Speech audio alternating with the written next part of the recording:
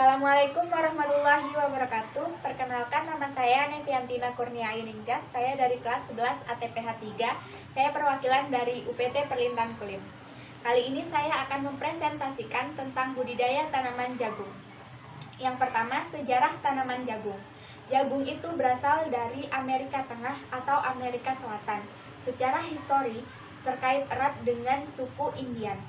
Karena suku ini telah menggunakan jagung sebagai makanan pokok sejak 10.000 tahun yang lalu. Tanaman jagung masuk ke Indonesia itu pada abad ke-16 dibawa oleh penjajah Portugis.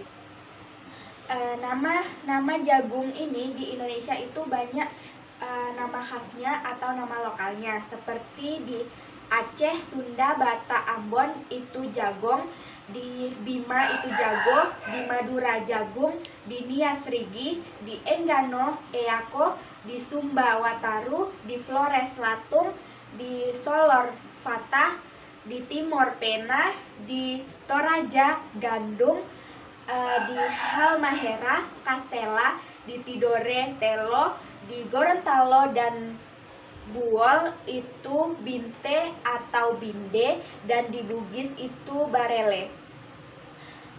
Kemudian kita masuk ke klarifikasi ilmiah tanaman jagung. Klarifikasi ilmiah tanaman jagung itu yang pertama kingdomnya itu Plantae, yang kedua divisinya itu Magnoliophyta, kelasnya Liliopsida, subkelasnya Comelidae, ordonya Poles, familinya Posea, genusnya Z, spesiesnya Zimais L, dan nama binomialnya itu Zimais sp. mais.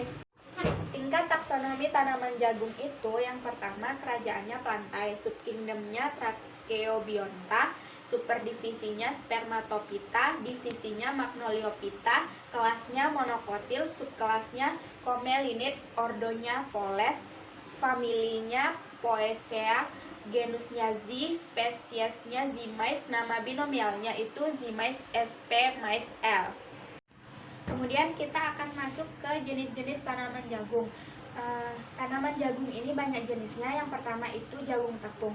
Jagung tepung ini biasanya dipakai untuk membuat tepung maizena. Biji dari jagung tepung ini memiliki endosperma yang menghasilkan zat pati berupa pati lunak. Umumnya jagung dengan jenis jagung tepung ini ditanam di daerah Amerika Selatan, terutama di Bolivia dan Peru. Jenis jagung yang kedua yaitu jagung manis. Hampir semua masyarakat Indonesia pasti mengenal dengan jagung manis ini. Biasanya jagung manis ini diolah menjadi jagung bakar atau dikukus. Yang ketiga yaitu jagung mutiara. Khasiat dari jagung mutiara ini dapat menyembuhkan penyakit kolesterol. Jagung mutiara ini memiliki bulir dengan ketebalan yang padat serta bentuk biji yang bulat. Di Indonesia ini banyak dibudidayakan jagung mutiara karena jagung mutiara ini kualitasnya bagus dan bisa diolah menjadi berbagai jenis olahan makanan. Yang keempat yaitu jagung brondong. Jagung brondong ini biasanya dipakai untuk popcorn atau brondong jagung. Biji jagung popcorn ini atau biji jagung brondong ini dia bisa meletup jika dipanaskan, dan ukurannya itu bisa mencapai 30 kali lebih besar dari ukuran awalnya. Kemudian yang terakhir itu jagung ketan. Jagung ketan biasanya tidak dijadikan sebagai bahan makanan, tetapi malah dijadikan sebagai bahan perekat. Kemudian manfaat jagung. Manfaat jagung itu yang pertama mencegah penyakit Alzheimer atau penyakit yang menghancurkan memori dan fungsi mental lainnya. Yang kedua mencegah anemia atau kekurangan darah. Yang ketiga menurunkan kadar kolesterol. Yang keempat memperlancar sistem pencernaan. Yang kelima merawat kesehatan kulit. Yang keenam mencegah penyakit kanker. Dan yang ketujuh meningkatkan kesehatan mata. Kemudian kita masuk ke hasil dan pembahasan. Yang pertama itu pengertian penanaman. Penanaman adalah kegiatan memindahkan bibit dari tempat penyemaian ke lahan pertanaman untuk didapatkan hasil produk dari tanaman yang dibudidayakan. Yang kedua itu proses pengolahan lahan. Proses pengolahan lahan itu yang pertama dengan cara sanitasi lahan, yang kedua proses pembajakan dengan menggunakan traktor, yang ketiga proses pemupukan, dan yang terakhir pembuatan lubang tanam. Yang ketiga itu pemupukan dasar. Pemupukan dasar adalah pemberian pupuk organik atau pupuk kandang dan anorganik sebelum penanaman jagung. Nah, tujuannya itu untuk memperbaiki struktur tanah dan meningkatkan jumlah organisme tanah.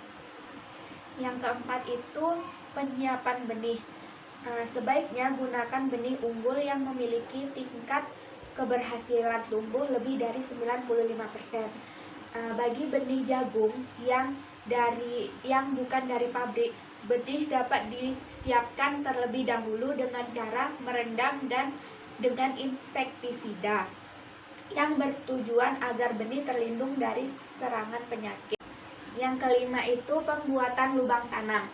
Pembuatan lubang tanam itu dapat dilakukan dengan dua cara, yaitu dengan cara modern menggunakan consider atau dengan alat manual yaitu tugal kayu.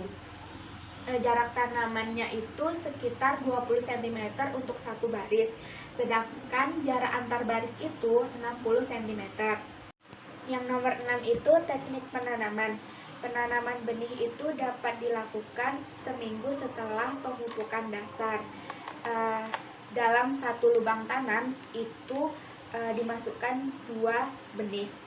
Kedalamannya pun itu sekitar 3-5 cm atau setara dengan 2 ruas jari. Siapkan juga tempat penyemaian benih secara terpisah berguna sebagai penyulaman tanaman jagung yang gagal tumbuh. Yang ketujuh itu pemeliharaan tanaman. Pemeliharaan tanaman itu yang pertama itu dengan penjarangan dan penyulaman. Proses penyulaman ini dilakukan apabila ada tanaman yang mati dengan menggantikan tanaman baru. Yang kedua itu penyiangan. Penyiangan itu proses pembersihan tanaman yang mengganggu di sekitar tanaman jagung seperti rumput dan tanaman pengganggu lainnya. Yang ketiga itu pembubunan. Pembubunan ini bertujuan agar memperkuat akar tanaman serta membantu mempercepat pertumbuhan. Yang nomor 8 itu penyulaman. Penyulaman adalah kegiatan penanaman kembali bagian-bagian yang kosong bekas tanaman yang mati diduga akan mati atau rusak. Yang ke-9 itu sanitasi.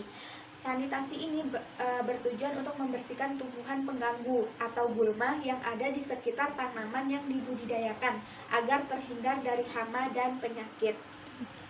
Hasil pembahasan yang nomor 10 yaitu penyiraman. Penyiraman dapat dilakukan minimal 2 kali sehari, yaitu di sore hari dan di pagi hari. Yang ke-11 yaitu pemupukan. Setelah tanaman jagung tumbuh, lakukan penyemprotan dengan pupuk organik cair setiap 10 hari sekali dengan dosis 2 gelas air mineral pada tanaman dan daerah perakaran untuk memaksimalkan pertumbuhan tanaman. Sedangkan pupuk kimia itu diberikan pada tanaman jagung berumur 10, 21, dan 50 hari setelah tanam dengan memberikan 400 kg pupuk NPK dan 200-300 pupuk nitrogen. Nah, masuk ke pembahasan yang ke-12 yaitu pengendalian hama dan penyakit. Yang pertama kita akan membahas hama. Hama di jagung itu yang pertama ada ulat daun.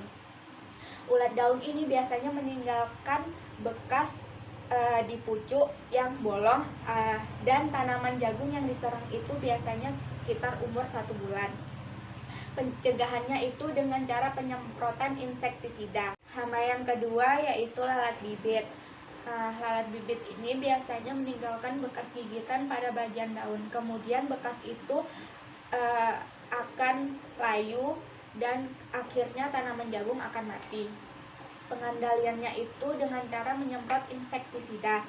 Nah, hama yang ketiga itu ada ulat geraya. Ulat geraya ini menyerang tanaman yang masih muda, yaitu di batang dan batang itu akan putus dan akhirnya tanaman jagung akan mati. Hama yang keempat yaitu penggerek daun. Penanggulangannya yaitu dengan menyemprotkan insektisida. Kemudian hama yang kelima itu ulat tongkol. Ulat tongkol ini memiliki bekas gigitan pada biji dan adanya terowongan dalam tongkol jagung. Pengendalian hama ini dapat dengan cara melakukan penyemprotan menggunakan furandan 3G atau insektisida yang sesuai dan dengan dosis sesuai anjuran. Yang terakhir itu belalang. Pengendalian hama ini dapat dilakukan dengan cara melepaskan predator alaminya, yaitu berupa burung atau laba-laba. Bisa juga dengan menggunakan biopestisida. Penyakit tanaman jagung itu ada, yang pertama ada bulai. Penyakit bulai ini disebabkan oleh cendawan atau jamur. Yang kedua yaitu busuk pelepah. Gejala awal terdapat bercak berwarna agak kemerahan, kemudian berubah menjadi abu-abu. Bagian tanaman yang diserang yakni paling dekat dengan permukaan tanah, kemudian menjalar sampai ke tongkol jagung. Penyakit yang ketiga yaitu penyakit hawar daun. Hawar daun itu ada 3 macam. Yang pertama hawar daun turcicum. Gejala yang ditimbulkan oleh penyakit ini yaitu berupa adanya bercak kecil berbentuk jorong dan berwarna hijau kelabu. Yang kedua itu hawar daun maidis. Gejala yang dialami tanaman jagung yang terserang hawar ini berupa bercak coklat abu-abu pada seluruh permukaan daun. Kemudian yang ketiga yaitu hawar daun corbonum. Tanaman jagung yang terserang penyakit hawar ini akan timbul gejala berupa bercak coklat muda, kekuningan, dan daun akan mati. Kita masuk ke pembahasan yang nomor 13 yaitu gulma. Gulma adalah tumbuhan yang kehadirannya tidak diinginkan pada lahan pertanian karena menurunkan hasil yang bisa dicapai oleh tanaman produksi. Kemudian yang nomor 14 yaitu panen. Tanaman jagung siap panen terlihat dari daun klobotnya yang mulai mengering dan berwarna kecoklatan. Kemudian rambut jagung pada tongkol telah kering dan berwarna coklat kehitaman. Kemudian catatan, jika tanaman jagung sudah menunjukkan ciri-ciri siap panen, maka segeralah lakukan pemanenan dan pasca panen. Karena bila tidak segera akan terserang cendawan dan kerusakan hasil pasca panen. Kemudian yang ke-15 yaitu pasca panen. Setelah panen, jagung harus dikeringkan terlebih dahulu. Cara mengeringkan jagung yang paling umum yaitu dengan menjemur di ladang atau di atas terpal. Kenapa jagung harus dikeringkan? Karena jagung yang basah itu mudah terserang oleh jamur dan cendawan. Sekian presentasi dari saya. Mohon maaf apabila ada kesalahan. Saya akhiri, wabillahi taufiq wal hidayah. Wassalamualaikum warahmatullahi wabarakatuh.